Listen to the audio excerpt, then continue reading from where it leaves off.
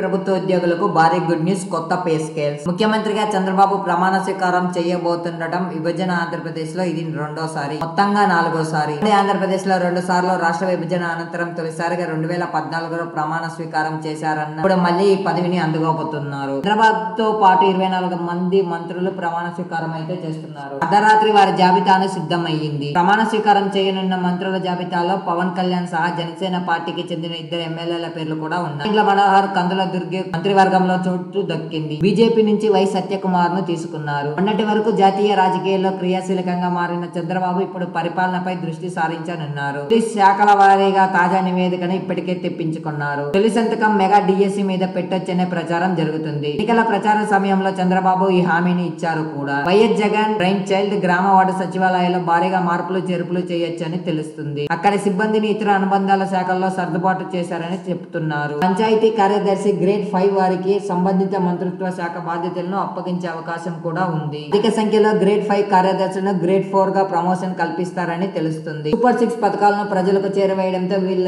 కీలక పాత్ర పోషిస్తారని సమాచారం. వారికి జూనియర్ అసిస్టెంట్ పే స్కేల్ వర్తించే విధంగా ప్రభుత్వం చర్యలు తీసుకోవచ్చు. డిజిటల్ అసిస్టెంట్లను junior assistant cum computer operator గా బదలాయిస్తూ విద్యా మంత్రిత్వ శాఖకు మార్చే అవకాశం ఉందని అంటున్నారు. ప్రతి హై స్కూల్ కు ఒకరు చొప్పున కంప్యూటర్ ఆపరేటర్ కేటాయించే అవకాశం ఉన్నట్లు తెలుస్తుంది. సో ఇదే మనకు లేటెస్ట్ గా వచ్చిన అప్డేట్ ఫ్రెండ్స్. ఇలాంటి లేటెస్ట్ అప్డేట్స్ కోసం మన ఛానల్ ఇప్పుడే సబ్స్క్రైబ్ చేసుకోవడం మర్చిపోకండి. Thanks for watching. జై న్యూస్.